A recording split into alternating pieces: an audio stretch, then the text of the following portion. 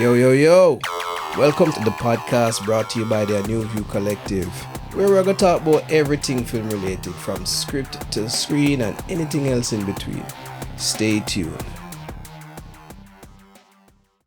All right, welcome back to another ANOUVUE podcast. And today our guest is Horane Henry. And if you don't know him, you're going to find out a lot about him today. He is one of the co-founders of Icon Media and Films, and they've been doing big things. They've been doing big things for a while. Um, I guess I have to mention that they have the only Oscar qualifying film from Jamaica. I don't know if it's the Caribbean as well, but I know for sure for Jamaica.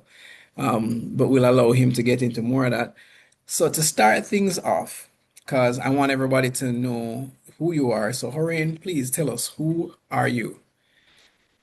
Who am I? The girl them Yes. sugar? No, I know I'm being one. Being one consumer film song. Everybody, all going. My name is Horane Henry. Just a country youth from St. Anne, Jamaica. I always started that. I'm very proud of my heritage, where I've grown up, or born and grew. Currently live in the States. But yeah, spent most of my early life in Jamaica, went to primary school, high school, all of that type of stuff there. Um, in my professional life, I am executive director of software engineering. And as Kevin mentioned, I also have co-founded a really wonderful production film company, Icon Media and Films. We've done some pretty interesting things over the years, award-winning filmmakers um, in Jamaica and across the world. Also, I'm a product manager for and children's edutainment brand. So a friend of mine, another Jamaican girl, uh, have a company called The Cool Reads. So you can find us on Instagram too. Like, yeah, so just all in the space, between technology and filmmaking and creativity. That's kind of the spaces I play in, and that's where I think I've spent a lot of my life. Yeah, so that's a little bit about me. I don't know if there anything specific, Kevin, you want to I mean, me I to touch will, I on. will, I'll definitely pull on something specific here because I know that your your journey where film is concerned, and of course, what even probably led you to the tech side of things in your current job, started way, way back when you were young and you were working for Jamaica's. Was it the first cable company or Yeah, one of the yeah, first yeah, cable yeah. companies? Oh gosh, yeah, man. Remind me about that. Talk to me about that. Yeah, yeah, yeah, yeah. So way back in the day, I think it was 90, 92, 93, them time there. Um, so my uncle and a couple of his friends had founded this company called Jack's Cable. I don't know if many people would remember, but Jack's Cable back in the day started in Portmore. Um, and I was just a little kid at the time. I don't even remember how old I was. And I got pulled into that because they were building head ends and stuff, and I was there with them, pulling cable, setting up the amplifier them, connecting to the head ends and stuff like that. So that I got my start in like the tech side of things that way. And then as cable started to grow across the country, got to Centan. I'm gonna forget the name of the company in Centan now. So the cable company that served our area in Steertown, they had started a community channel, and through that, I actually was a part of a series that was in the community channel. So I was actually in front of the camera, and I was like, "Yo, this is pretty cool." Did Because not know people that. at school would see. Yeah, a lot of people don't know that actually. People would see me at school and it's like, "Yo, I'm gonna see him on TV and all these things," which was pretty cool. So that really sparked the interest. And then growing up in church, I was also in the media. My father used to do audio. for the church, and he had a singing group that would tour around the island. So he would give him the camera and I'd videotape or take photos for them. So I just been in this space for a very as far back as I can remember. And I wanted to be a pilot, but my parents never had the money for that. So the next best thing was be an engineer, and decided like I'm an electrical engineer by training. And electrical engineering is one of the fields in the world that it's so vast and touches so many different things. And my interest was in telecoms. So I just like stuck down the telecoms path and, you know, used that and parlayed back and forth between film and technology. So how did you get into film? How did I get into film? Yeah. So my business partner, Wentworth Kelly, um, one of the best DPs I'd say in Jamaica. I'll say that straight face in front of anybody. So Wentworth and I had this idea in 2009 or sometime before that. We've always wanted to be filmmakers. I've known Wentworth pretty much all my life. And we again did stuff in church with the media side of things, and we'd always just like work on little clips or stuff like that over the years. So it was always a passion of ours. And I think it was 2009. I don't even remember. We started a graphic design company with the aims like, all right, we're gonna take the money from this, buy some equipment, and we're gonna get to being filmmakers. So we started the graphic design company, built some websites and stuff. Then we got to a point where I was able to buy a 7D camera when Canon came out with the 7D cameras, and you could make videos on them. That was one of the first forays of DSLRs crossing over into making video. So we had a 7D camera, a lens, a little blue tripod, and we were shooting weddings. And we do weddings, and then we take that money and go, make some films. And that was our foray into film, is like, shooting weddings, getting that money and making, start making some 2-minute shorts, 5-minute shorts. And then we made our first, I'd say like break into film with a film called The Sun Rises. It's on YouTube today. I think that's the story still stands today. It's a really, really good story. But yeah, we put that film, we entered that film into the Lignum Vitae Film Festival. Because I went to a student at NCU at the time. And I think pretty much everybody in that film were students at NCU. And the film played, never forget this. The film played and it was the best film in the festival. And they said to us that we cannot win the festival because the film is too professional. And by that, the opening sequence of the film has a drone shot. So then drones had just come out. But it wasn't even a great drone shot because for those of you who are filmmakers, it has a Yeah. rolling shutter effect. Yeah, I So remember like they that. see the rolling shutter in there and Yeah, they're like, yeah. yeah, the film was too professional. You guys can't win. So that ever since that, like I've just taken that as a sign, like, yo, just keep pushing, keep pushing, keep pushing. So yeah, that was a long-winded way of telling how I got into film. Yeah, man. And I mean, you guys have amassed quite a few accolades along the way. I remember you guys did a very famous surfing documentary that Yeah, I believe did it won won an two award? awards, You won two won two awards. awards at the inaugural Jamaica Film Festival in 2015. Yeah, and it Okay. has gone around the world. And funny enough, out of that documentary, um, again, you just like how your work gets concocted. Some overseas people Right. saw it and took the idea and redid the same thing, and commercialized it. And I was like, wow. Right.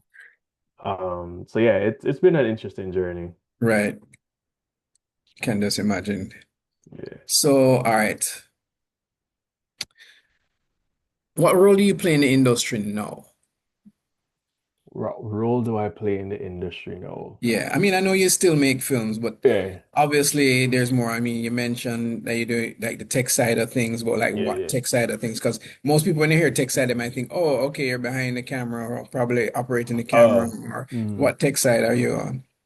yeah. So again, in my professional life, I work in software engineering. So I lead a team that works on a really, really big streaming app, global streaming app. We have over work on three streaming apps actually, combined over 200 million subscribers across the world in my day job. So yeah, I'm on the streaming side. And then as a filmmaker, I also consult with companies working on, new technologies, attend conferences, speak on panels, our own stuff like that. So I do it both from a platform distribution. So like, studios put their films out and we put them on the streaming platform, but then also from a filmmaker's standpoint working on like, getting to see and give feedback on some of the technology, whether it be hardware or software that's coming out that filmmakers get to use. All right, so now we're gonna talk about Crossroads, your latest film. Yeah. Um, and I mean, we can talk about some icon general stuff later on, but I want hmm to talk about your latest film because I mean, this is something that you're personally working on over hmm there. hmm I don't know, mind if I play the trailer? Oh, absolutely. Go ahead. All right, Yeah. let me This is a set work in that up. progress trailer. It's a work in progress trailer. All right, cool. Yeah.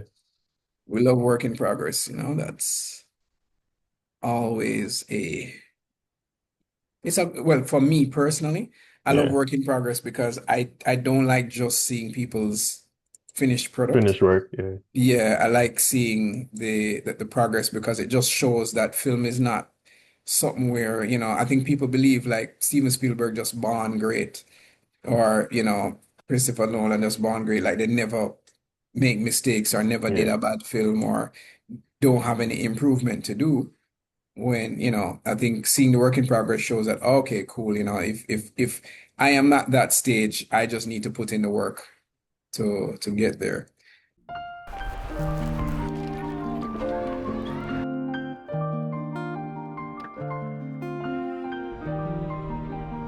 Yeah, daddy. Junior, you alright? Junior, my one son. I'm sorry. It's It's just that, family.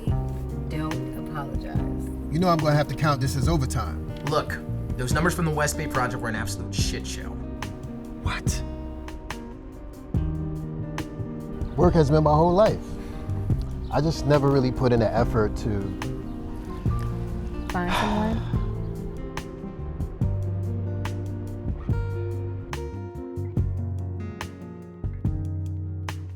Am I on your list now? What list? The all-time worst way to start a date? My sweet love song, every word, every melody I sing. And if you left me. Quite nice, quite nice. Love seeing black romance on screen. Yeah, bro. Facts. So we're gonna ask you some questions now about this. Yeah. Okay? Um, what inspired it? You know what's funny? What the actual honest truth is, I felt myself because I produce a lot, right? I'm producing behind the scenes, and I felt myself getting a little anxious, like, yo, I want to do a project for myself. Like I haven't directed in a while. I just want to see if I can still do, direct. So I challenged myself, and it was a conversation with you and Tanya Savage, who we were at Sugar Dumpling Right. premiere in That's Jamaica. yeah, man, yeah, man. Oh, okay, yeah, I remember that. We were standing and just talking about, doing a contained story and just like doing more film, just keeping active in film. Right. And I after I left Sugar Dumpling, I flew back to the States, and on the plane, I pulled out my laptop and started writing an outline. And I was like, yo, I have this idea. I'm gonna write the outline. And I wrote the outline and I hit up my friend Shari. First, I hit Successor up, who is also a business partner in Icon. But because we're working on a feature that we're shooting in two weeks, what today's the 8th, in Oh, 2 weeks. 2 weeks. Yeah. Yeah, 2 weeks from now. And Sus say, yo, I can't touch this. So I was like, yo, all right, let me hit up Shari. So Shari also had written the documentary, the Jamaican Surf, the Jamnesia Jamaican Okay, Surf cool, cool. Experience. So, and Shari's, worked with us for a very long time too. Yeah. So I linked Shari and I said, yo, Shari, I have this outline, look on it and see if you're interested. And let me know. So Shari looked on it, is like, yeah, she's fine. She was in Portugal at the time, because she was teaching surfing there. So we'd go back and forth and like have meetings at night and just work through it. And she wrote the script for me in uh 4 weeks. We went back and forth on some revisions. I got some notes from folks and we locked the script, and then it was off to finding a producer. But yeah, it was a couple reasons I wanted to do it. I wanted to direct. I wanted to do a film here in New York area because I've never done a film here. It's very different filmmaking here than in Jamaica. I've always done film in Jamaica. It's Jamaica. It's a guerrilla shooting type of scenario, like guerrilla filmmaking is the proper term. Whereas in the States, it's more structured. You know, it's more regulated. So figuring that out. And I also wanted to challenge myself with some of the visual storytelling, um, how, we went about shooting the car scenes, because most of the film is I think around 9 minutes of the film, of the 18 minutes, is in the car. So it's like, how Yeah. do you tell a story in a car, but also how do Right. you do this safely? So it's just a Right. lot of things that, again, from a tech standpoint, it's like, oh, I want to push the limits of what I can do as a short film. Um, so yeah, that's really where it came from. It was a Did conversation you? with you and Tanya. Yeah. Okay, cool, cool. And did you watch anything to, like help you with ideas, like especially at that car scene? Yeah. Like, what did you watch? Um, I didn't watch anything in particular for the car scene. Over time, like, just from a filmmaking standpoint, how people have been cutting costs down on their projects and stuff. Yeah. I know a lot of these films are done on sound stages, especially car sequences and stuff like that. So I just researched a couple things of how one of my friends who she's a producer as well, in LA. She was a USC film grad, and she was like, "Oh, you probably should do it practical." I was like, "Yo, I don't have the money to do it practical, so like we're gonna do it on a stage." But then the stage that we wanted to do it on with like the LEDs and everything, it was a lot of money. And I was like, I can't afford that. So it was more research than anything because again, it's 9 minutes in the car. So Yeah. getting through like planning out the shots and then making sure we got the right plates for it and everything. It was a lot of just mentally strategizing on the expertise that we need to do the VFX, getting the right plates, syncing everything up. So didn't watch any like films in particular because like I that stuff I know. It was just the process of getting the logistics to make it look real is what. Um, Yeah. yeah, that's Here I what I was spent a lot hoping of you'd time have on. said, I was hoping you'd have said you watched Luck with Tom Hardy. No, so again, the conversation with Tanya Yeah. was with Locke, but because again, I knew the story and I Right, knew right. I get the everything. inspiration, but like, why tell this film now? Why tell this story now? Like, you could have picked anything else to tell. Why was Yeah, like when you're on the plane, you're like, yeah, this is the story, and I want to tell this story now. yeah, it's a good question. So, um, living in the States. it's an interesting experience because I'm a Jamaican American, right? And it's I don't fit into like I'm not American, Right. so I don't fit in. I'm not Black American, so I don't fit Yeah. into that space. So it's a different experience, and I don't see many stories that are an intersection of Caribbean experience with the American experience, but also Black love stories with just like Black people not going through trauma, bro. Like I am so tired Yeah, of man. the Yeah, man. trauma porn around the Black experience. I appreciate that. And let me tell you, I appreciate what you did with this story, even though I haven't seen the movie, the film yet. Just from Hmm. the trailer, there is this misconception that black men don't date, right? Hmm. And even in my office, women talk about it all the time, and I'm like, boy, it's not true. But so many women say it, you start to believe it's true. But like for me personally, I've always dated. I still take my Yeah, wife on dates, right? yeah, I think dates are very important. I don't know how else you get to know somebody. yeah, I mean, yeah, you can get to know somebody via text and via talking on the phone till no to no one drop asleep. But I feel like with text and talking on the phone, you can still pretend to be somebody else. It's not yeah. till you're out on a date where you Outside, yeah, actually get to really know somebody. And I don't know, I fail to believe that black men don't date. And I like this film just from the standpoint of here's a black man taking a woman on a date. on a date, yeah, You know? bro. And Love that, like bro. again, I took inspiration from my life, right? So I love what you said, Kevin. Is like, yo, yeah, your wife still go on dates. Like, so last weekend, me and the wife, we dropped the kids at my dad.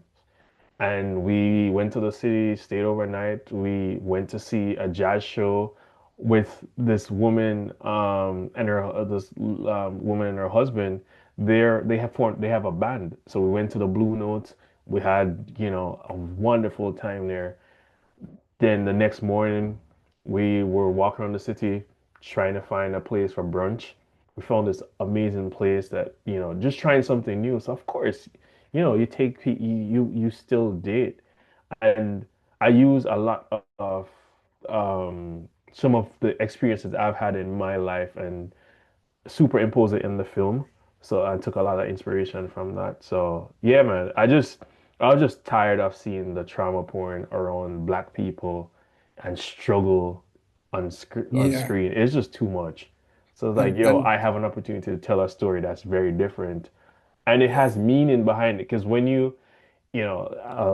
I'm not gonna give too much of the story away, but there's a part, yeah, it's in the film where I don't think you recognize what happens. So something happens on that drive to the date that changes the guy's life in a dramatic way. So Yeah, no, I definitely didn't pick it up. yeah, yeah, You yeah, know, yeah. I mean, what I liked about it, and this is just from the trailer, is the vulnerability of the Yes. guy, because that's another thing that I hardly see. I saw it in the same film we were talking about, that Lock. Canadian Oh, Nigerian the film. one before, yeah. Yeah, I really wish I could. Oh, Life Coach. Life coach, yeah, yeah. Yeah, man. I saw it in that film, and when I saw it in that film, I'm like, I don't feel like I've ever seen a Hmm. black person in a film do this before. And like I'm seeing it in this trailer now, which is where the guy is vulnerable on a first date. Hmm. Normally it's like the black man is very macho and trying to be Hmm. all, Hmm. I'm a gallus or I'm Yeah. in control. But here's a guy who is, in parents kind of slightly embarrass him in the car, and the girl is just like, hey, it's family, I Yeah. get it. And then, there he's on the bench talking about, his life and just Yeah. thinking things would have been different, etc. And it's very important, especially in this day and age, when you are familiar with the utterance of that lady on Yeah. Jay Frey's program, where she's like, men must hold up them stress. Yeah. And some men feel like they can't talk to a woman Yeah. about what they're going through. So I kind of like that because I really feel like film is important for giving us a model to look at. Yeah. I say time and time again that when you watch a Lord of the Rings or you watch a Star Wars or whatever and you don't see black people in it, you put pe black people in a box where even the black people can't see See themselves themselves in the in, yeah, shows, yeah, right? yeah, And it's the same thing. It's like if you don't see black men being romantic, you don't see black men being vulnerable, you don't know how to do those things, yep, you know? So yeah. it's great to have those examples on screen.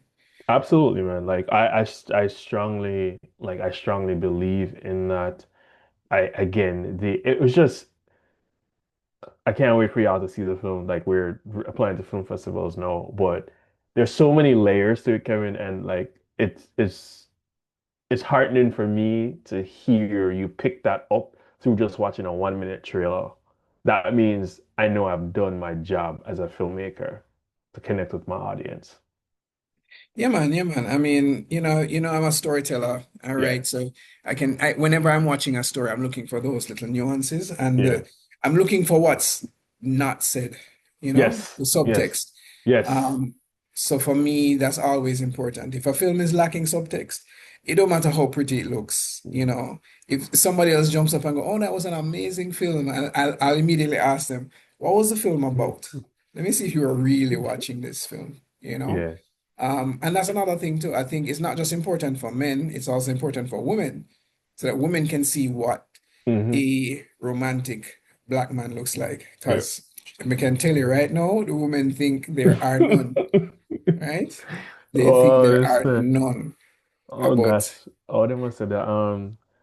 Oh, I forget the term that they use, bro. It's hilarious. Yeah, and Um, people like Lekki don't make it easy for you, cause Lekki are the old fashioned, you know, galleys, no him romance. outside. Yeah, man, Lekki outside. Yes, who chime in, I'm sure. Yeah, so which festivals have you identified? And how long do you plan to keep it in the film festival circuit? What's your aim at film festivals? Ah, honestly, as long as we can go. So right now, actually, let me look on it. I think I've applied to 9 festivals so far.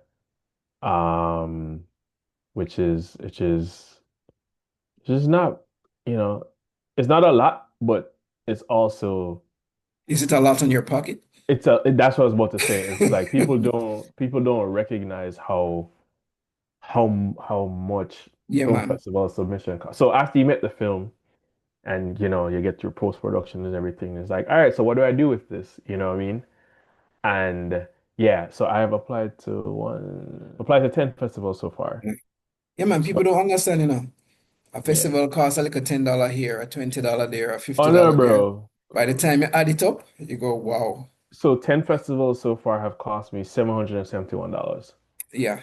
And I'm glad you said that because people don't Yeah. understand. Like, it's expensive. It's Yeah, it's very expensive. I expensive. remember there was a time that there used to be grants for Yeah, for entering film applying. festivals. Yeah, 'Cause yeah. they are expensive. And I have 24 more to go.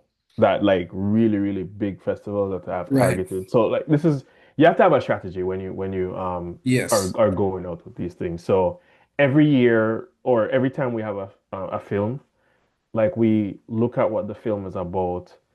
We look at the festivals that are open. Like it's bro, this is such a interesting part of the journey of an indie filmmaker because there's no formula, right? So it's really a shot in the dark on many things. But you try to strategize even with that shot in the dark. So I'm very targeted with the festivals that would potentially take this. But the things that you said, right? Like the subject matter of the story, it's black people, in the film, like what type of film festivals are catered towards, Black and African Americans and African descendant filmmakers. So it's very, very strategic. So yeah, the list of 39 festivals that I have curated is targeted around that. So long story short, it's probably going to be like, we start getting accepted. The hope is for it to be all the way through next year is when, end of 2026 is where I think will land with being on the film festival circuit. Okay, cool, cool, cool. Well, yo, good luck on the film festival circuit. Respect, bro. Um, I'm sure we'll definitely do well in some of them, you know. Yeah. Um, Especially because I think that topic will resonate with a lot Yes. of people. Yes. Um, so let's move on to something a little bit more, even more interesting than Oh your gosh. film. So tell me something, right? Because you're very much a part of the Jamaican film industry as Mm. much as you're a part of the film industry in the US. Um, where do you see the film industry going right now? Which one? Both internationally and locally. Because here's the reason why I say both. Yeah. You guys have going on what you guys have going on. We have going on what we have going on. But Yeah. what's going on in your neck of the woods in the US affects us. Impacts. Yes. It Yes. impacts Yes. Yes. us. Yes. So I'd love to Yes. know, where do you think the industry is going Yeah. from your neck of the woods right now? Yeah. And then we can filter down to Yeah. Jamaica. Dude, like honestly, I'll say this. Like sometimes I feel crazy to be a filmmaker because like, yo, none of this don't make no sense. And I'll tell you exactly why I say that. The general film industry, Hollywood, as we'd say, um, is at an insane inflection point, right? Between the strikes, the multiple strikes, and rising costs, the traditional distribution pipelines for, television or theatrical releases changing over the years, which the advent of streaming and monetization, and then you have the likes of TikTok and verticals and all that coming. Then on top of that, now you have AI and AI filmmaking. It is a crazy time in the industry. Studios are shrinking their budgets. Studios are not buying as much content as they would prior. There are no more distributors are not giving MGs, which are minimum guarantees. They're few and far in between. People are losing their jobs, losing their livelihoods. It is, and I know it sounds like doom and gloom, but like, bro, I've been around people, talking to people who work specifically in the film creative side. It's a mess. It is an absolute mess right now. Um, so yeah, it is going to impact globally. However, if you listen to the earnings calls and positioning of these studio streamers, etc., one thing you'll hear them say is they are going to invest more in international content, which means content outside of the US studio system. So they're going to buy more content from international markets or work with international producers to produce content because it's cheaper than doing that in the US. So it's it's an interesting inflection. I'll jump over to Jamaica. Jamaica doesn't really have a film industry. Jamaica is a service industry to the film industry, to the global film industry. And that is a problem, right? Because we're not making films that can be exported so that revenue can be generated. So when you have people saying, yo, I'm going to spend money internationally to purchase films, we don't have anything to sell, right? So yes, you may get one or two jobs come to Jamaica, but also, again, why I said Jamaica, our film industry, there's no incentive for nobody to come there. These international locations are offering 40, 50% rebates for studios. Why would they go to somewhere that doesn't have a rebate or incentive program, right? So Jamaica is in a pickle. We have great stories, we have great potential, but we don't have the infrastructure currently to support making it an industry. So you have the likes of Dominican Republic, who's eating the food of the entire Caribbean and that entire Latin American market. And just so I expand more, the Caribbean is considered Latin America when it comes to the largest studios and certain like when on their geographical maps, that's what is considered. So we're lumped in with the Spanish speaking countries. And guess what? English speaking countries there don't have the numbers that the Spanish speakers do and the Portuguese, because you have the likes of Brazil, you have the likes of Argentina, Central America all the way down. So it's I know it sounds like rambling, but like Jamaica is in Yeah, it's a damned if you do, damned if you don't right now. yeah, yeah. Yeah, no, I agree. And just for the audience sake, to put things into perspective, for those who don't know, the English speaking Caribbean is roughly 10, 12 million people, whereas the Spanish speaking Caribbean is more along the lines of 50 million people. So literally the Spanish speaking Caribbean outnumbers us by 5x. Yeah. And if you bring in Latin America, Central and South America, you're talking hundreds of millions more, right? So yeah, English speaking is very, very outnumbered in this Yeah. region. And a lot of times I hear people saying, "Oh yeah, man, we can make it as a Caribbean." But if you look at the fact that Korea, for example, and this is in the animation industry, their market is about 60 million strong. And they say that that is literally barely enough for them to That's turn right. a profit, Yep. right? Barely enough. So they have to export. Hmm. So when you look at the Caribbean, that is 60 million when you combine English speaking and Spanish speaking, and we're only producing English content. So we're really tying ourselves down to 10 million people. We can't make enough money to make sense by ourselves. And I'm not saying that the Caribbean shouldn't unite, because I definitely would be in a better place. If Hmm. I could take my show and release it in 5 countries or 10 countries one time in the Caribbean, I'd be better off than just Jamaica. But it Yep. still wouldn't make me enough money to make a movie that is on even a Tyler Perry level, right? And no insult to Tyler Perry, he's doing his thing, but I'm just saying that, people use Tyler Perry as that bar to say As a that, okay, barometer. Yeah. this is a low budget Yep. barrier. And we don't even reach that barrier yet, Yep. right? And we wouldn't if we were focusing on just the Caribbean. Yep. Nigeria, the films from Nigeria look good now, right?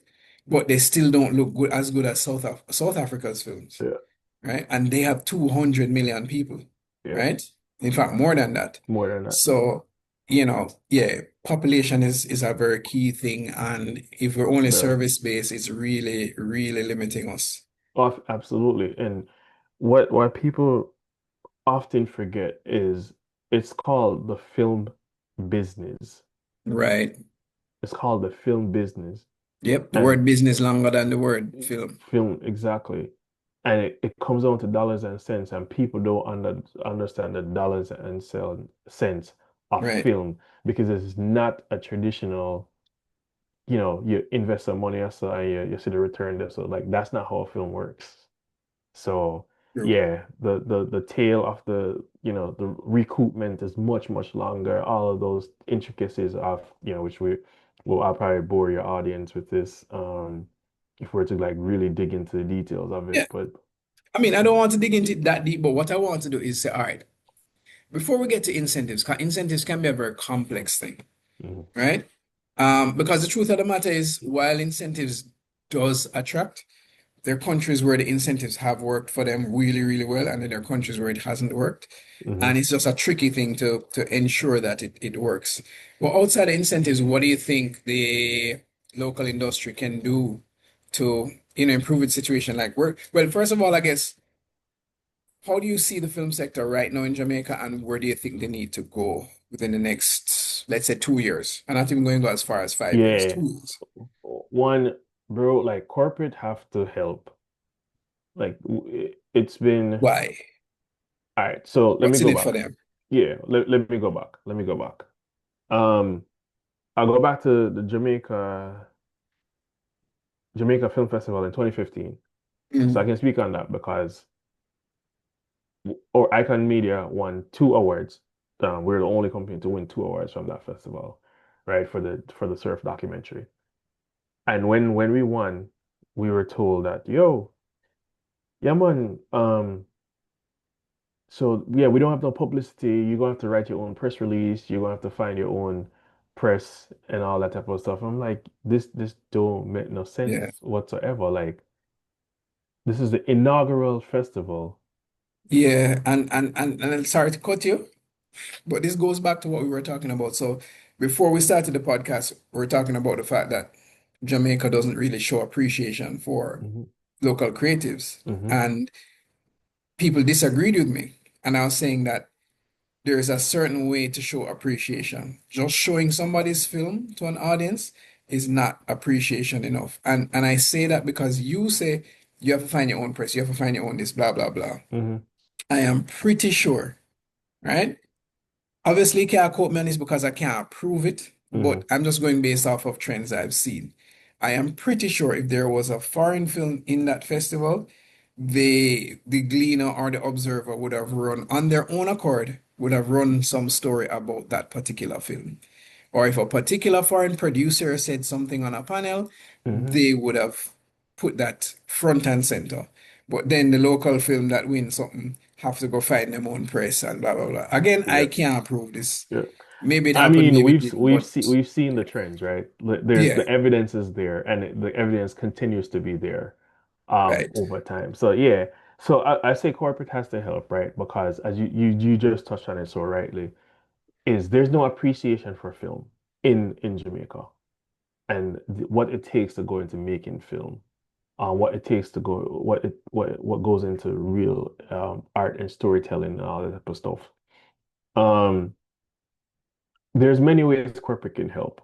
Product placements, you know, sponsorships for um like snacks on set, stuff like that, helping to offset costs. You don't have to give the money, you can because again, going back to the business side of it, as a business, they get write-offs for donations and stuff like that. You can depreciate. So from that standpoint of it, like corporate can help. Also, if if you tell a good story, right?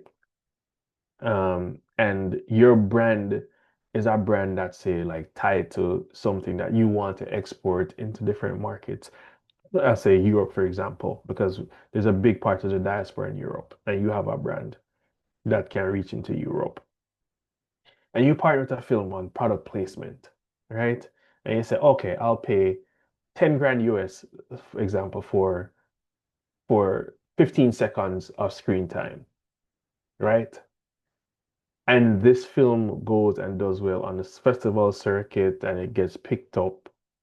That 10 grand that you just paid for 15 seconds of screen time or even integration into the script is better than you spending $100,000 on a 30-second commercial.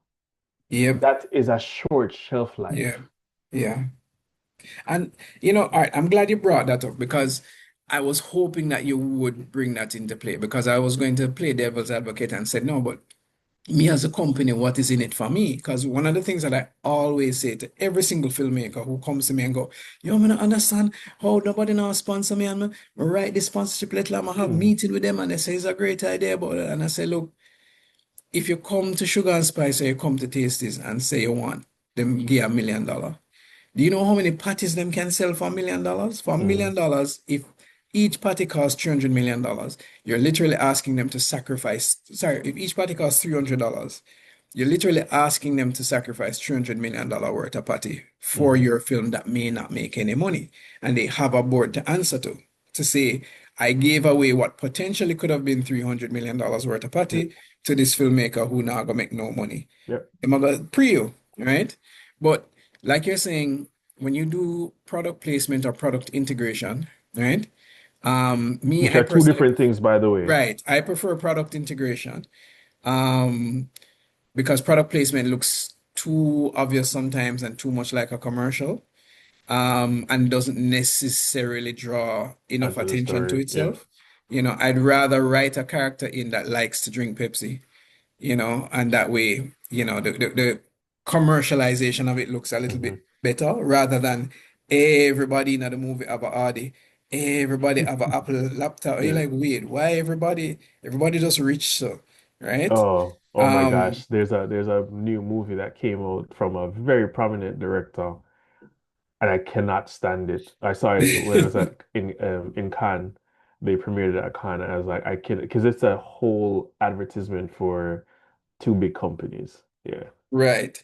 But I like that because on one hand, it's like, all right, it's better than a 30-second commercial, right? Because not only is your product on screen longer, Hmm. but your product is being used by a character, Yeah. right? And if people like the character, they tend to like what the character uses. That's one thing.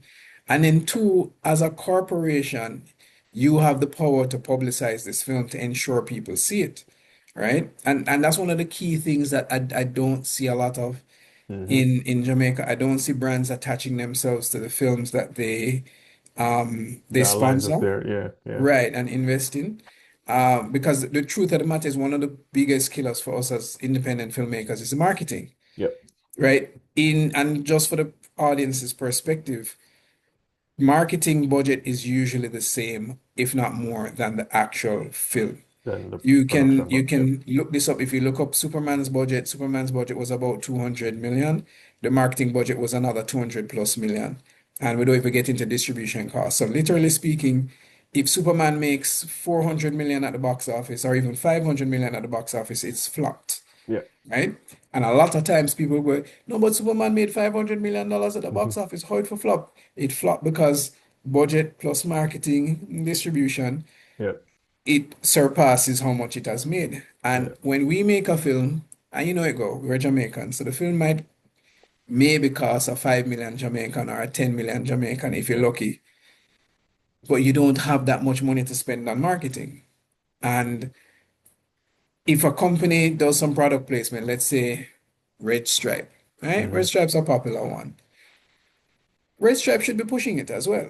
You know, Hmm. pushing it on their social media, pushing it on their billboards, ensuring that people see it whenever them having them sponsoring Red Stripe at a party, you know, I don't know, give a flyer out for the movie along with it so that people are more aware of it.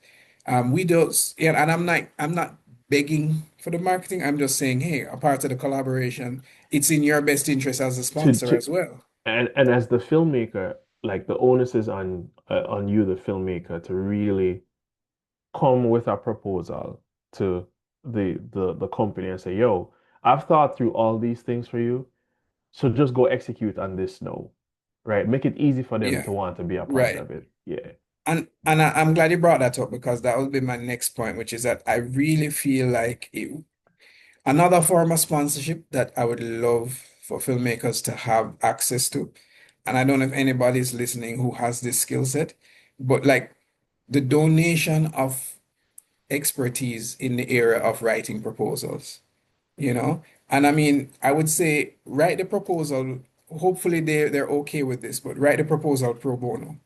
Hmm. Whereas like if the sponsorship comes through, write in your fee into the sponsorship so that you get your money on the back end. Yeah. And if no money comes out of it, then suck up the loss. I know it's hard to say, but the reason I say that is because filmmakers may not have the skill. I've seen a lot of filmmakers proposals, and I can tell you them try hard. Them follow every template them can find and put in everything that they can think of ingeniously, etc. But it still don't hit. Yeah. And it Yeah. don't hit because they don't know how to write a proposal. They don't know how to think. They're thinking in terms of how great the film is. They don't know how to think, As a corporate person. how do I make this worthwhile for Yep. the company? Yeah. Like we should not be looking at it as, oh, I need this person to come on board because this is going to be great for Jamaica and this is going to be great for the film industry and they need to do this because it's like, no, they honestly don't care and it's not their job to care. They might try sell patty. So try Yeah. figure out how my movie going to help them sell some patty. Yep. Like my proposal needs to be centered around how am I Around going the to move brand. 500,000 worth of Yeah. patty, Yeah. something. We are going to show this at 45 high schools all over the country. And Tasty, I want you to be there, to sell parties. We're going to sell the parties at a discount and we're going to do all kind of fanciness with the party. We're probably going to even have a party competition where, them are going to eat bun and patty, cocoa bread and patty, cornbread and patty, whatever the case Kevin, is. stop giving out the ideas, Kevin. No, Nah, seriously, like stop it's giving out true. those. Yeah, No, it's true. It's true. But people get paid a lot to no, it's shoot. true. It's true. It's Yeah, true. In fact, I'm gonna need to use this next week on a film. yeah, But no, but what I say it just because a lot of times the proposals come and they just focus on how great the film is yeah. and how much the film is gonna do for the film industry. And it's like they're not Nobody they cares. nobody cares. We're not at the point yet where we're like we don't have an industry. Like we're not at Yeah, the point where you're gonna be like, yo, all right, this film is going to do X, Y, Z. It's like, no, fam. Until we get to that point that we're constantly churning films out, we're constantly at a place where we have a pipeline, and then you can be like, all right, cool. Yeah, like this is going to do all of like the other part to this is I really hope I really hope brands and even the TV stations, man. Like, I really hope somebody takes a chance on Jamaican filmmakers because they're yeah, really great stories. And yeah, all you need is a couple people to get that momentum going so that the flywheel can kick in, and then you also start seeing a change. I look back yeah, to Nigeria, right? Nollywood. Dude, I was probably in primary school at that point where the little Beyonce video them yeah, that you used to get on the bootleg DVDs, those yeah. things were garbage, but it was a that was a propeller for Nollywood. And Yes, that's true. That's it true. took 13-ish years for them to really get to a point where like they start breaking through. Jamaica, we need that flywheel to start. In fact, I want to bring up something, but I have to bring it up without calling names. But you will know what I'm talking about, and I'll paint enough of a picture so people understand the situation Hmm. without smearing the company's name, right? But you produced a series during the pandemic called Yeah. Revelation, Oh right? my goodness, bro. To this day, it's fantastic work. To this Thank day, you. And you right? were on it too, so I Yeah, yeah, appreciate yeah, you. yeah. Yeah. And that's the thing, I'm not even just saying it because I directed the episode. I'm just saying it as somebody who, like, imagine me direct the episode and me I watch the episode like I know me You direct don't the redirect episode. it. Yeah, I mean, yeah, just in the story, right? The story, and everybody I've shown the story, they're like, oh man, this was just yeah. them just love it, right? And it was on a platform, right? It was on a platform during the pandemic, a platform that a lot of people had access to. Hmm. And I thought it was a great idea to have it on that platform because it brought the film to people's cell phones, Hmm. right? And I thought it was a perfect vehicle for that company because the whole idea about it is that the company provides a Hmm. service. Hmm.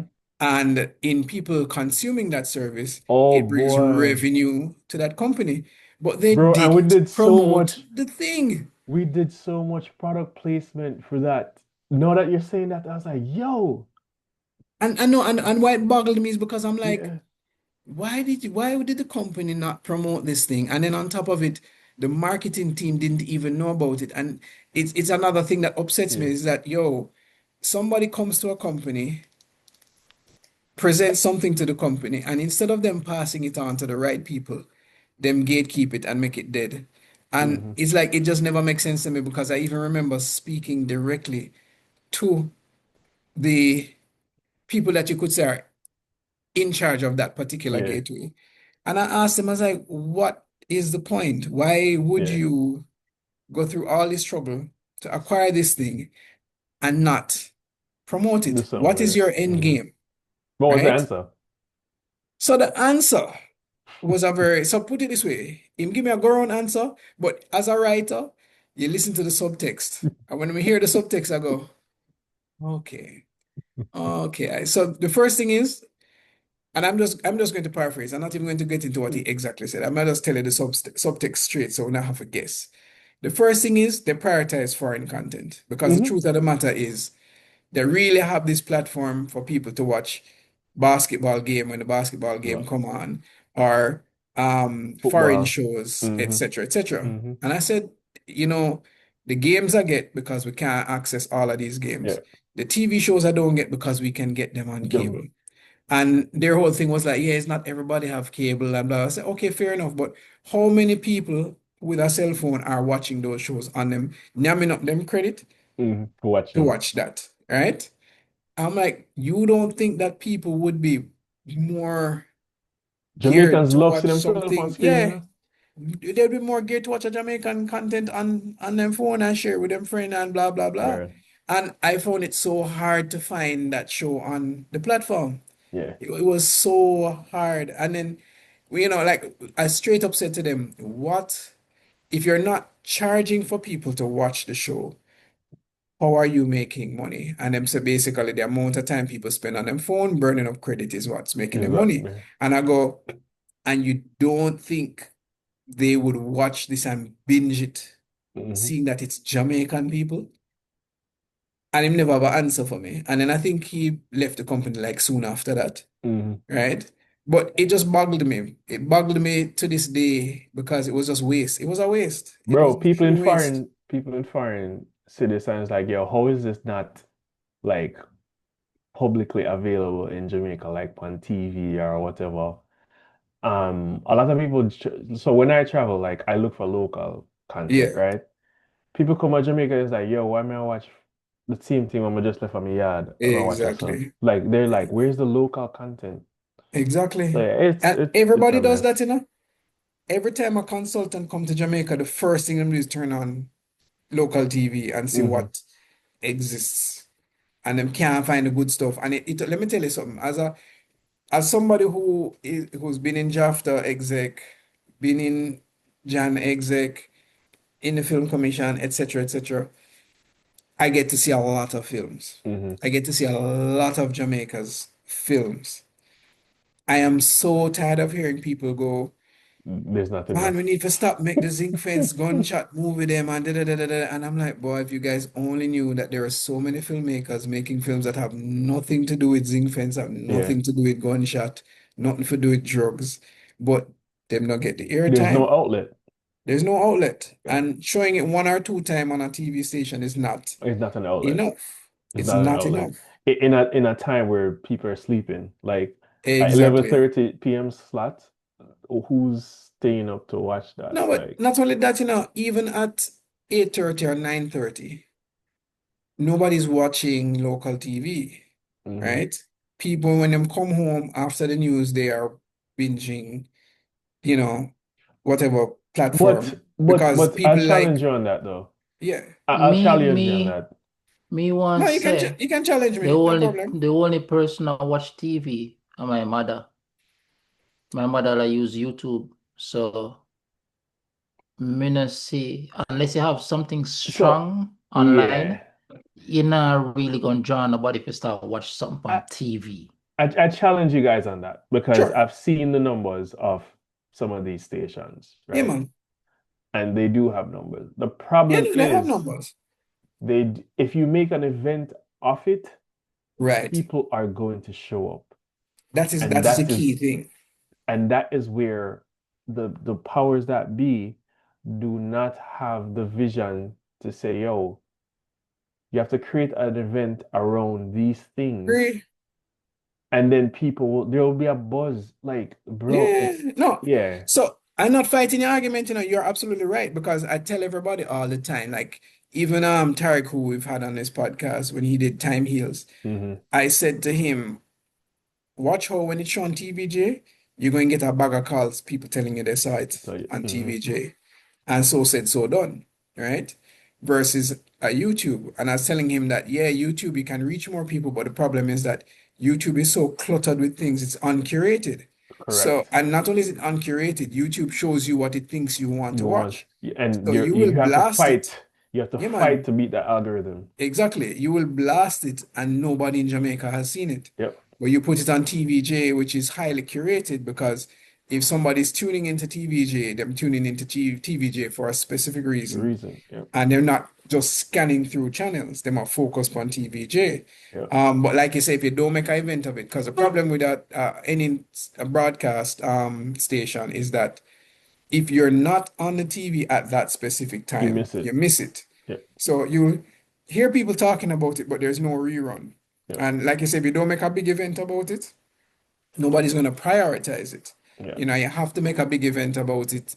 And it's not, a big event is not just flinging up a trailer, No. right? You need, is like, put it this way, they do a great job of making an event out of, what a girl showing it, all angles, Mm-hmm. right? They do a great job because Mm-hmm. once something begin in the news, you know, coming up tonight on all Yep. angles, Yep. and, Yep. spread the controversy Yep. right in the middle of news, Yep. right? It's not just a commercial or a trailer for all angles. It's literally an interruption of news, and them say, "Yo, you don't want to miss this thing tonight," and Yep. people tune in, right? ER, same thing. They will say, "Oh, Vibes Cartel just got crowned king, da da da da da, and ER tonight," but there's an event surrounding it, right? Yep. Or on stage. It's the sound They might bites, man. drop that, yeah, man. They might drop the sound bites on Yeah. YouTube, and you're there going, "What me have to watch on stage this Saturday?" Yeah. Right? We're not making that big deal Yeah. about the films. So, I don't Yeah. know. It's Something, it's crazy. something. I'm telling you, man, like somebody has like private is going to have to help because the government isn't. Yeah, And I can say this as somebody who has applied for the screen fund, and I've raised my voice throughout the process when they were the open call and the sessions and all that type of stuff. The way the fund was set up don't make no sense. Don't make no sense. And it's going to do the opposite of what people think it should have been. Um, yeah. So yeah, yeah. Well, bro. I can't So speak to that, but no, I, and I don't expect you to speak to it, and right? I get, yeah, But you're a government right. employee in that space, and I will tell you straight to your face is like what you guys did don't make no sense. Mhm. I mean, let me For the tell you, filmmakers. right. Let me ask you this question, right? Because you're saying private sector has to jump in. Now, is it how we change that? Is it through writing better proposals, or how do we appeal to them or get them to want to come on board? Yeah, there's a couple different things, right? And again, it never happen with just one film, right? Yeah, It's not going to like one film is not going to move it because again, the financials of it, bro, these people are in business to make money. The yeah, yeah, financials of it have to make sense. It is going to take a concerted effort to one, you have to educate people on what film is, right? And how the film business works. yeah, So getting to people who understand that, finding a corporation who will work with you on that and partner with you on that, bring you on the journey with them, because you have to use the film as a marketing tool, right? Overall in their marketing strategy. So education is going to be a big part of it first and foremost. Once you find the right partner, and then you develop strategies. You as a filmmaker know have to say, I have gotten this distribution or XYZ other partnerships to make sure that you can make the money back that the corporate entity has agreed to. It will take a lot of creative writing. This is not just a regular grant proposal, yeah, right. It will right, take right. a concerted effort to weave together the brand identity and your story, all of those types of things. Again, it's off the beaten path. Yeah. And it's not easy. You know what? You know what else I'm coming to realize we need to do? And this is where I'm going to big up. I'm actually going to big up Donisha Prendergrass for this, right? She's offering her cinema at Bob Marley Museum Yeah, free of cost to yeah. The filmmakers, right? And let filmmakers, me yeah. not say her cinema, let's say the Marley's cinema, right? Mm-hmm. But of which she's a Marley. And why that is important is because we need collaboration, Yeah. right? One of the things that I keep on saying every time I hear people talk about collaboration, I ask them, what do you think collaboration looks like? Because Mm-hmm. they think collaboration is, hey, let's get together and make a film. My thing is that that's not it alone. Mm-hmm. It has to be the entire ecosystem. Mm-hmm. Because sure, great, we made a film, but where are we going to show Where you gonna it? show it? Yeah. Right?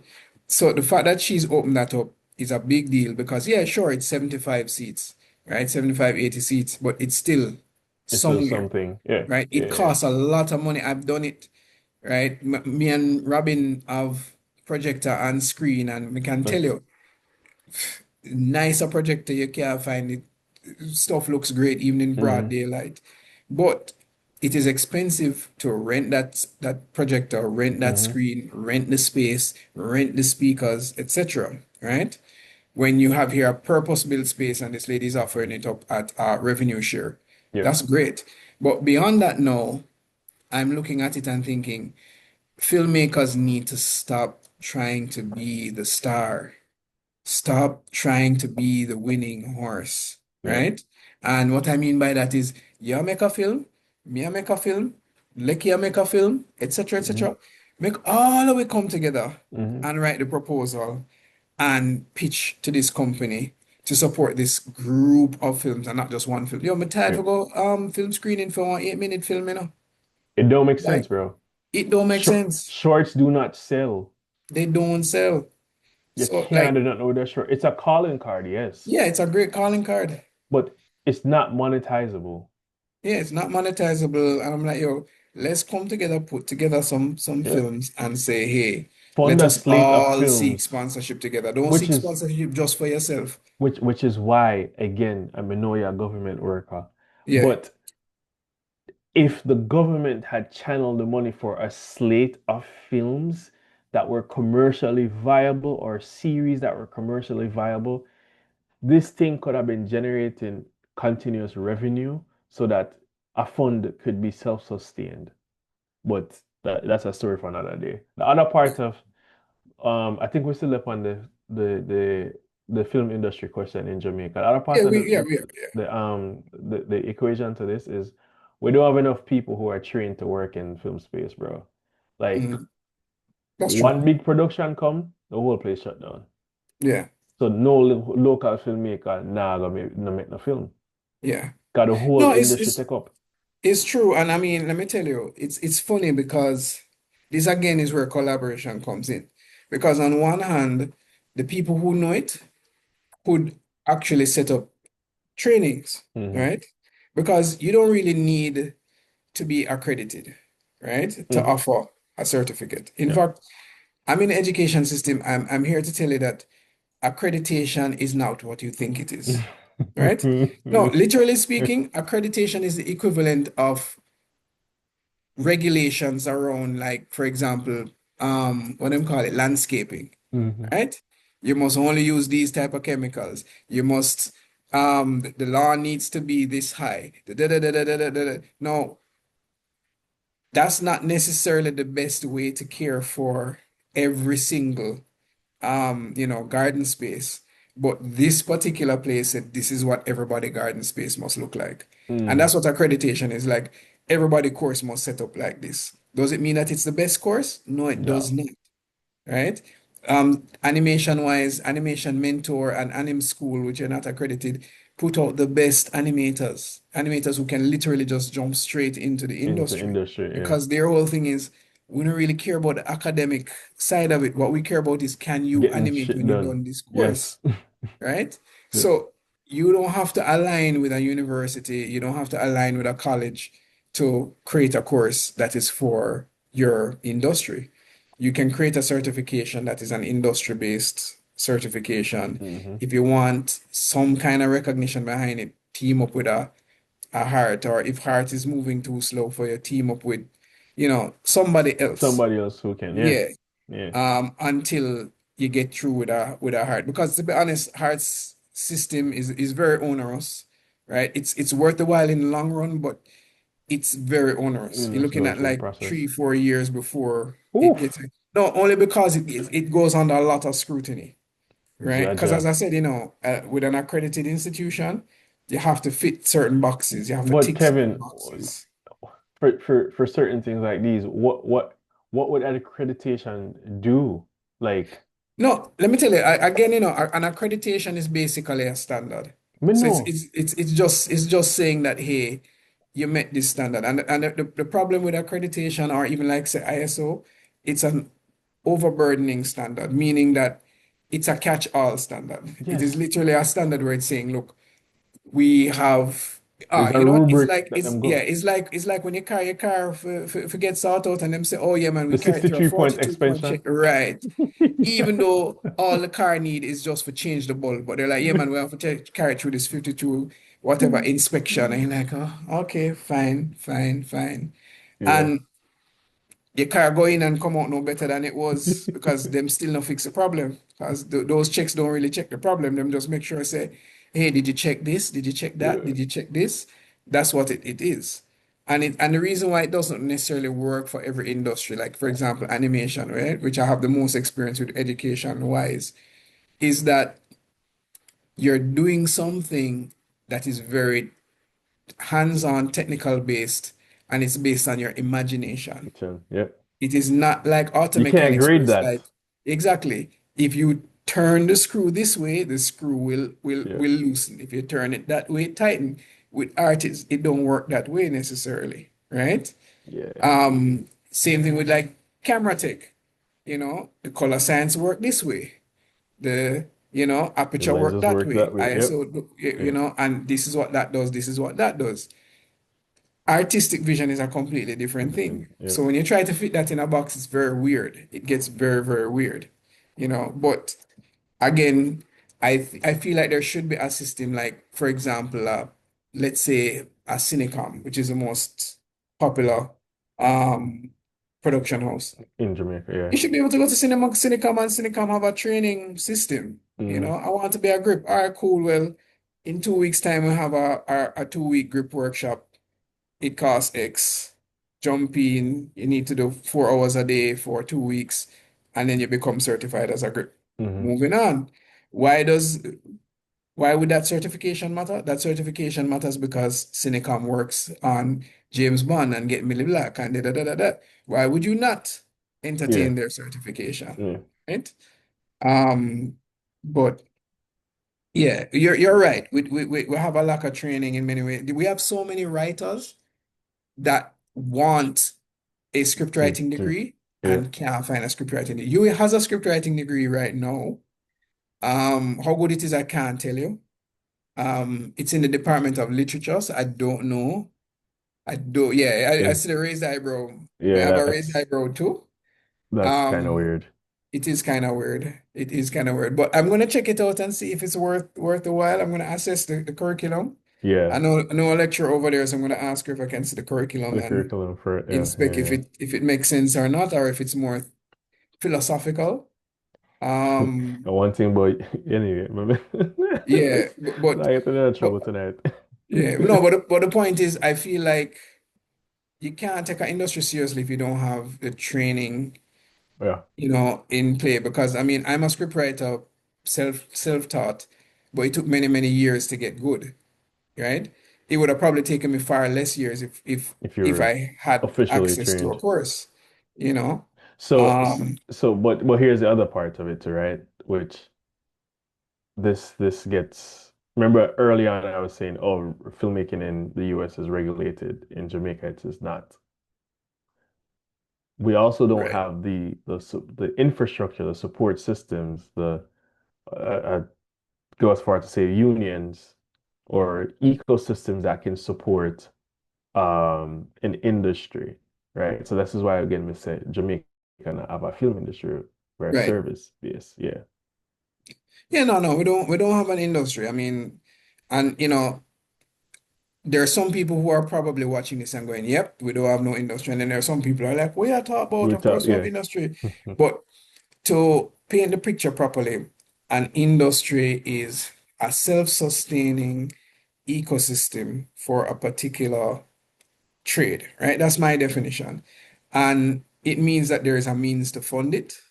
Hmm. There's a means to execute it. There's a means to get a return on investment. There's a means to distribute. So there's no question about when you make a film, where can it be We can go. distributed? Hmm. There's no question about when I need to make a film, where do I go for money? Right? Where do I go for crew? We don't have that. Literally speaking, anybody who thinks there's an industry because they're getting constant work, you are in a microcosm of the ecosystem that has its own self-sustainability because of whatever connections they have. But in the wider sense, If somebody gets up tomorrow and says, I want to make a film, they don't know where to go. Correct. If somebody says, I need some money to make my film, there's no set place to go. You just have to knock on doors and hope Yeah. somebody answer. Hope When you and prayers. go, yeah, when you go, where am I going to distribute my film? Sure, the first thing that comes to your mind is Carib. Carib is not the easiest way. Hmm. Your second might be TVJ, not the easiest way. CVM, not the easiest way, right? And when I say not the easiest way, meaning that it's not like they are sitting down going, I am looking for For local films. content. Where Correct. are the local films? Bro, we were on a trip and some people, when we were talking about the projects that we have, the same project that you worked on with us, and we Yeah. showed it to them and they were like, yo, this is great. Like, we're in South Africa together. I think Yes. you were in pretty close proximity. I believe you were there.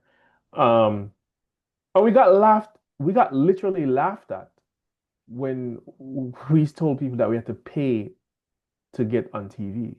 Mhm. Yeah, it happens everywhere. Happens everywhere. We get Believe laughed me, at.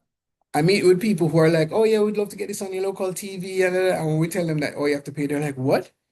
They're like, what do you mean we have to pay to be on it? I'm like, yeah, yeah, yeah, Yeah.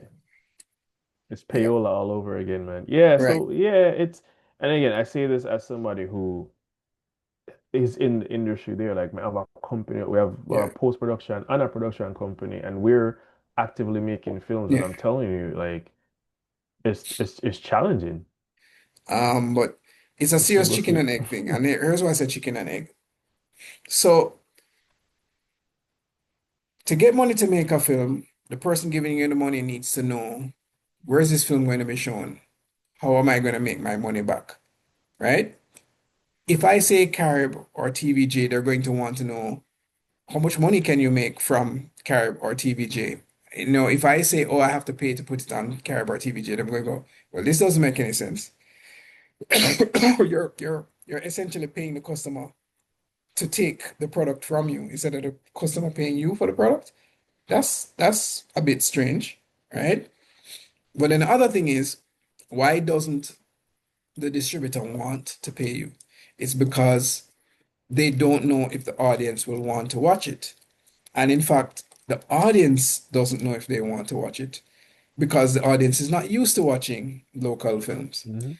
And I said chicken and egg because it's like we need to do something about getting Jamaicans to watch and enjoy Jamaican films so often that they can't live without it. It becomes When second you stop nature. showing Jamaican stuff, them go, hey, where's that series that was on TV? I want to watch it.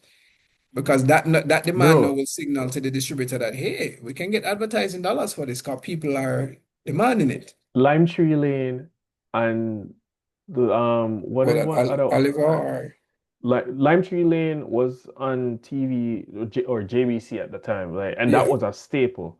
Then you had yeah, um Titus, Titus um and Titus Oliver. and yeah, Oliver. and you Mm. had the one something that the Sullivan. Oh Oh yeah, boy, man. Royal Palm Royal Estate. Royal Palm. Palm, Yeah. right? And you have Ilan Gully. And Hill You and have Gully, and you have Enter the Dojo, them thing that we used to yeah. watch. Yeah, yeah, yeah. But them time there are time when we never have social media, when I have no phone, when I have nothing. So Mark, like I hear you have a on that. focus. I hear you on that. However, there is still an appreciation for seeing ourselves on TV. It's the same thing that happened in Bollywood. They decided that they were going to create their own industry and they started putting themselves on TV rather than importing only just Hollywood films. And the reason I also say that, right, is we have a diaspora in the UK and Africa. A certain TV station, I proposed this idea to them. It's like, yo, you guys come on board as co-production partners with this. You will own parts of the IP. You have a name already that people recognize. How about we use that so that then Yep. distributors can come to you and Yeah. buy this from you? Exactly. Exactly, because let's say, for example, and I'm going to call up TVJ name again. Imagine I go to TVJ and I say, TVJ, I'm licensing this content to you. And I am going to be brave enough to say, TVJ, I am not going to charge you more than what you pay for Seinfeld or Mm-hmm. Power, right? Whatever that costs you, that's what I will charge you, right? So if you get Power for 500 US a episode, me a sell you 500 US a episode, right? And what I will do is sign a deal with you, TVJ, for you to be my distributor. Mm-hmm. So you have the permission to To go shop go this. overseas, shop this around, license it to other companies, and me get whatever the cut is, Mm-hmm. right? We don't know what the cut, if it's 50-50, or maybe me get 25 and them get 75, whatever it is, right? Maybe I will even take as little as 75 if I feel confident that them can Do what what you call them? it? Yeah. What them call it again? Syndicate it to Syndicated. Yeah. 20 different stations all over the world because 25% of something is better than Mm-hmm. 0% of nothing. Mm-hmm. I will work with that because guess why? You create a pipeline. You create a pipeline, and not only that, for the 75% I'm giving up, you are doing all the work. Mm-hmm. I don't have to go and buy a ticket and go to Canada and go to a TV station and spend hotel money and Mm-hmm. spend food money in expensive Toronto to try and get you to license my thing. And not only is that not going to work out for you because you're coming with this one dege Mm-hmm. dege web Mm-hmm. series that have 5 episodes and each Mm-hmm. episode is 15 minutes long, so it really not take up no space.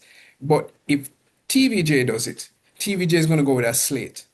So yeah, you only have 5 15-minute episodes, but I am trying to license this 5 minute 15 sorry, this 5 episode 15 minute something. I'm trying to license this other Mm-hmm. thing. So whoever I'm It's licensing a to is taking package. a package, Yes. right? And we make money. All the way I make money, right? But Yeah, bro. I'm telling you, man, like there has to be a reckoning. There has to be a reckoning that this if people are really filmmakers and serious about it, like there has to be a reckoning yeah, man. which will have to come. Yo, man, I So say I know what we know You know, man, to we when have a close you off may now. say, And I no think next man. episode, Lecky, I think I finally want to talk about film quotas. So But that's wait the there, next episode. wait there. Just so you understand, So you wait till last ma. minute to come ask a question, brother? Well, remember say I'll be here chatting and they are doing while me I set up. It's Well, a hear me say podcast. the I'm not saying no to what you're saying to your challenge, but and I'm up for that. I like that because the fact that my mother now really go watch something on her phone, she go watch on TV. I would love if things up on TV all the time. But the thing is, I believe we need, just like I say, talk to the TV station and then work with you and putting something on air, hmm right? And that's the biggest thing. Like if them not allow if you put nothing on air, as I say, we can't start the workflow. For that one, they go through the grinder and go up, and they would make another one and go on. Because there's things that up on TV, but it's not the quality like what we could have really put on TV, bro. Bro, there's so many great filmmakers in Jamaica, right? It's just we just need somebody to take the chance and say, yes, we're going to do this, and this is and be fair with the filmmakers as well. Don't try to rape people and say, yeah, man, give me a thing, man, and yeah, just give it to them. It's like, no, at least, as Kevin said, offer something. You know what I mean? So yeah, I'm gonna go back to the collaboration piece, Kevin, because I was a big proponent of this again when we were in South Africa. A lot of people talk, talk, talk, and don't actually go forward with collaboration and understanding the intricacies of what a collaboration partnership means and how to get a project made. Filmmaking is not easy.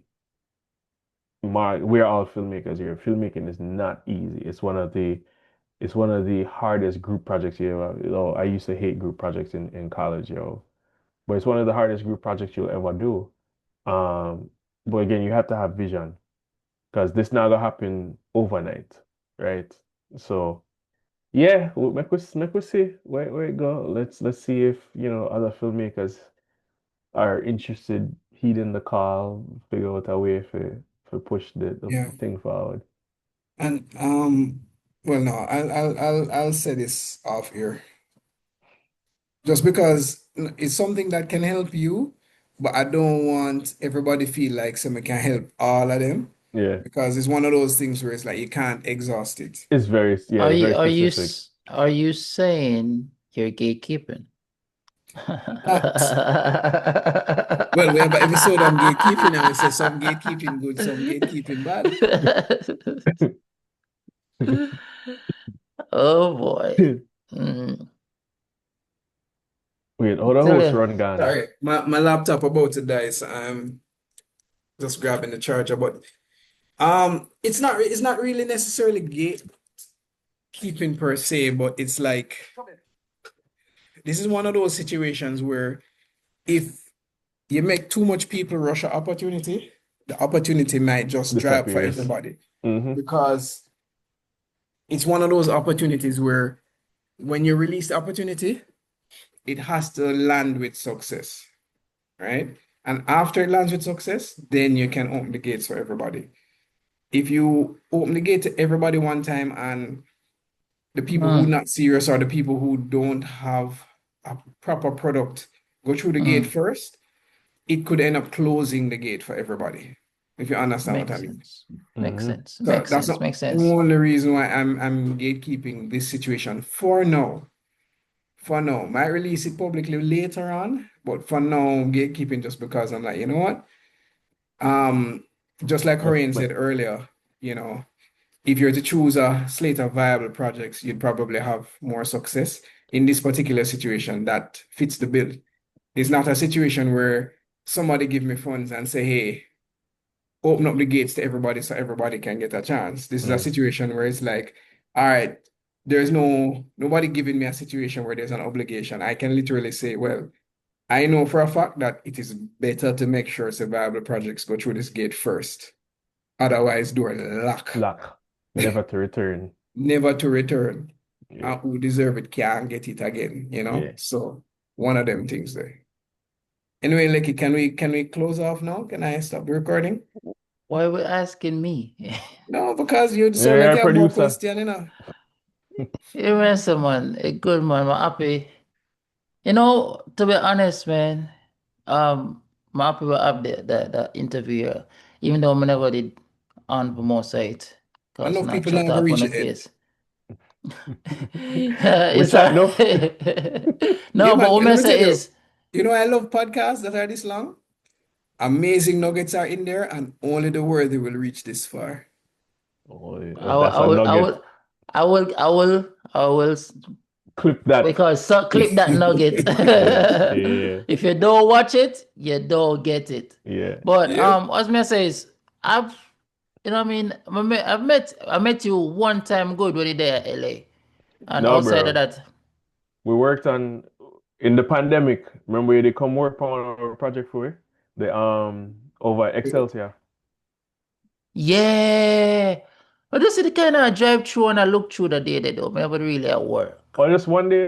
Okay, yeah, Yeah. Me and Darren. yeah. But Or me, yeah, I we mean, we're no, part of LA. me. Yeah, I'm a part of LA. So I'm gonna be honest, like me not really know much. It's like there's a bro I'm like a bro just like went to it. Yeah, But like I really don't know anything about you or much. I just know say the I work at Hulu or Disney, work at Disney. I might say, we have an inside man, is it? Yes. When it comes to that time, they see well, how the quality things you see. Like that's literally all I think about it a lot of the time. And other than the other day, on my link, I say, dog, I yeah, talk to somebody what me want to do, and the man, it's not like he must say the wrong thing, but just the yeah. way he must say it to me, it now Never that. motivating. Yeah. And I like that energy there, bro. So this just made me learn more about you and thing. You see me I say? We just have to just spend more time together, just that. You Yeah, see me I bro. say? And but for make you go to your bed now, cause Yeah, No, but Kevin, the 3 hour you know, Kevin, boss. yo, you know, say Kevin drop off I car about 3 times. What day I wait for the host? Yo, Yeah. digital internet. Digicel, if you're still here, we'll beg your sponsorship. I need some good connection. Hold on there. It's a record. The record. It's a record, man. Digital. Record, Yeah. man. Digital. Digital Yeah, a man, full this segment cell. was brought to you by, your name could be Not right here. digital. All Yeah. right. Yeah. Well, yeah, man. All right, well, that is it. Cut the recording now. Cut the recording now, bro. So I can't anything pop Recommend up. in the podcast. Yeah. Oh, I didn't know you want to do that. I didn't All right, know. hold I on. think Let's pause and do that again. All right, that so you knocked up a while ago. Yo, your nice cancellation. Cancel it out. Man, have no sleep. Yo, the last podcast was so off. I was so irritated. I can't re-upload it. So Oh. let's get that together, bro. all right, cool. So thank you guys for joining us for another New View podcast. Horane, thank you for your time. This was Bless them. a wealth of, knowledge and experience in this podcast, and just really enjoyed the journey. And once again, good luck with your film, Crossroads. Do you have like Instagram handle or anything like that you Yeah. want to promote Yeah. the film? So Instagram is the_crossroads_film. You'll see it. It's a really you'll see the display picture is in a park with the lead actress and the lead actor. Really nice visuals. So the_crossroads_film is our Instagram. Like, share, and follow. All right, people, you heard it. Please check it out. It looks like an awesome film, black romance. Black men do date, ladies. Yeah. Black men do date. All right, peace out, folks. Thank you for listening to the A New View podcast. Please do not forget to like, share, and subscribe. And if you want more information on today's episode, check the show notes below if you are on a podcast platform, or the description if you are on YouTube. See you next episode.